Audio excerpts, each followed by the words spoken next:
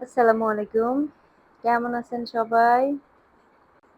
চলে আসলাম নতুন একটা ব্লগ নিয়ে। আমি জাহান, জাহান রাসেল ব্লগসে আপনাদের স্বাগত। দিনের শুরুটাতে ডুমুর পরিষ্কার করতে লেগেছে। ডুমুর কাটতে গিয়ে দেখি আমার আঙ্গুলগুলা কালো, কালো হয়ে গেছে। ডুমুরগুলো অবশ্য কালো হয়ে গেছে কারণ ২ টা দিন ওভাবে বাইরেই ছিল। তো সেটা পরিষ্কার করে রেখে এই যে গরুর জিহ্বা নিয়ে আসছিলাম, আজকে আনি নাই। আজকে রোজার আগে নিয়ে আসছি কিন্তু এভাবে মানে ডিপে রেখে দিছিলাম। তো ভাবলাম যে হচ্ছে আজকে পরিষ্কার করে ফেলি। আজকের দিনটা অত বেশি আমার কাজ ছিল না, তো ভাবলাম যে এগুলাই করি। আর ছোট ভাইয়ের বউ যেহেতু আসছে, সে রান্না বান্না করতেছে। আর দেখেন জিহ্বার পিস গুলো এমন ভাবে পিস করে ফেলছে, গোটা দিতে বলছি সে তারা একেবারে ছোট ছোট করে ফেলছে দোকানদার। অবশ্য আমি কোনোদিনও মানে জিহ্বা পরিষ্কার করিনি, আনাড়ি হাতে আজকে করবো। এই জিহ্বাটা পরিষ্কার করব এটাও আমি ইউটিউবে সার্চ দিয়ে দেখে তারপরে পরিষ্কার করতে আসছে, কারণ আমি কখনো করি নাই। কিছু কিছু জিনিস আসলে আর কিছু কিছু কাজ আমি করতে পারি না, সেগুলাকে হেল্প নেই, ইউটিউবের হেল্প নেই। যাই হোক, দেখেই শিখতে হয়, আর আমি তো কারোটা দেখি নাই, সেজন্যই আমার ইউটিউব থেকে নিতে হচ্ছে। তো এই তো একটা আপুকে দেখলাম, উনি হচ্ছে এভাবে কতক্ষণ সিদ্ধ করে নিল, 10 মিনিট 15 10 12 মিনিট করে গরম পানিতে একদম দিয়ে সিদ্ধ টিদ্ধ করে নিছে।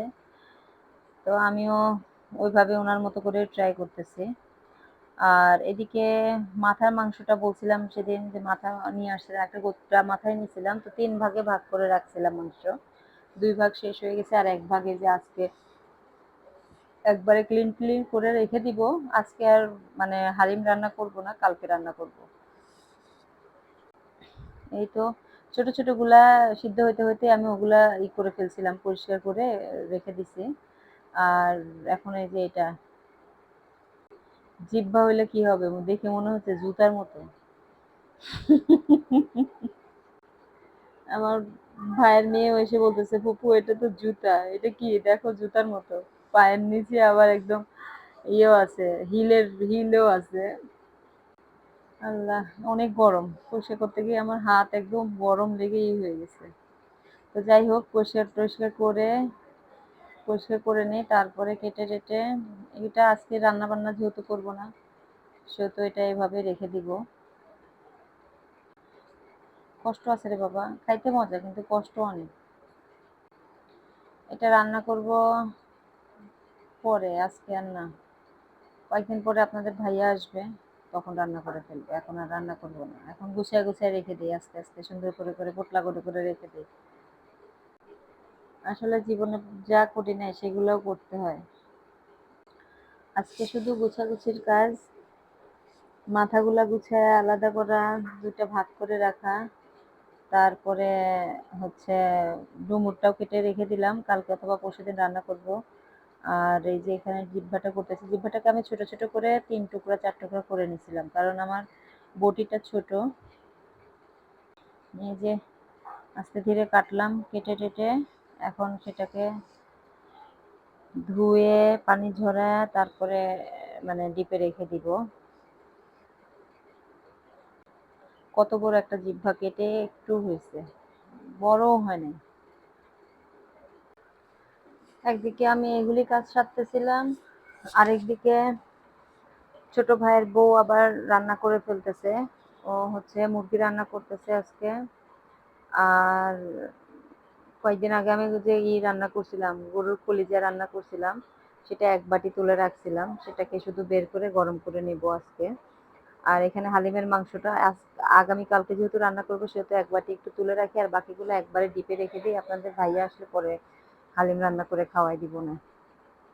আসলে আপনাদের ভাইয়া দেশে আসলে না, আমি টুকিটাকি করে করে সবকিছুই রান্না করে করে খাওয়াই দিই, একদিন একদিন করে সবই করি, সব কিছু করি, যতটুকু আমি পারি চেষ্টা করি সবকিছু খাওয়ানোর।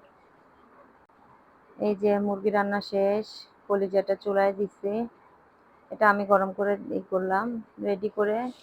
ইফতারির তো সময় হয়ে আসতেছে, এদিকে ছেলে উঠছে আমার ছোট ভাইকে নিয়ে ছাদে। আজকে আর আমার ছাদে যেতে হবে না, মানে বেঁচে গেলাম আলহামদুলিল্লাহ।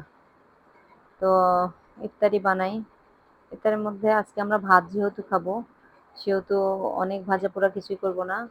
কয়েকটা পেঁয়াজু বানায় ফেলে আর কয়েকটা চিকেন ভাজি করি, আর হচ্ছে যে ডিমের চপগুলো কেমন যেন হয়ে গেছে, অনেকদিন ধরে ডিপে রাখছি তো কেমন যেন মানে পানি পানি হয়ে গেছে, তো ভাবতেছি যে এটা আর ভাজবো না, এটা ফেলে দিব।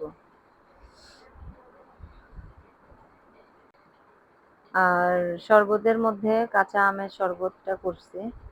আমাদের এবার অনেক কাঁচা আমের শরবত খাওয়া হয়েছে, অনেক খাওয়া হয়েছে। যেমন মানে ট্যাংও খাওয়া হয়েছে, আবার স্ট্রবেরিটাও করছি, মানে সবগুলাই করছি টুকিটাকি করে করে।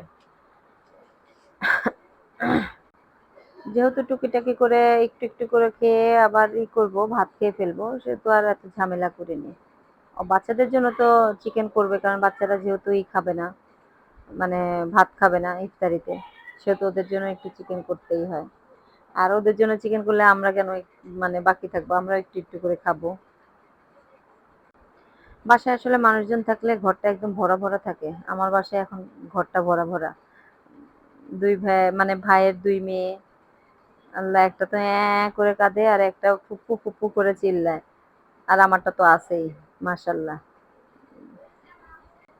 আমিও যেমন ফাডাবাস, আমার ছেলেও তেমন ফাডাবাস। ঘরবাড়ি কাজকর্ম যদি সবকিছু গুছানো থাকে, তাহলে কোনো কিছু রান্না বান্না করতে আসলে দেরি লাগে না। আমার বাসারটা মোটামুটি আলহামদুলিল্লাহ সবকিছুই গুছানো, কিন্তু আমার রান্নাঘরটা এত ময়লা হইছে, তো রান্নাঘরটা পরিষ্কার করি নাই এখনো। রান্নাঘরটা করব, মানে ঈদের পরে করব, ঈদের আগে আর সম্ভব না। আপনাদের ঈদ হবে এখন ঈদের দিন, আর আমার ঈদ হয় ঈদের পরে, কারণ আপনাদের ভাইয়া সবসময় ঈদের পরে মানে বাংলাদেশে আসে, ঈদের মধ্যে তার ছুটি নাই। তা আমার ঈদ শুরু হয় ঈদের পরে থেকে। তো যাই হোক, আজকের মতো এই পর্যন্তই। ভিডিওটা এখানেই শেষ করতেছি। সবাই ভালো থাকবেন, সুস্থ থাকবেন। ভিডিওটা কেমন লাগলো অবশ্যই কমেন্ট করে জানাবেন। ভালো লাগলে একটা লাইক এন্ড সাবস্ক্রাইব করে দিবেন। আল্লাহ হাফেজ।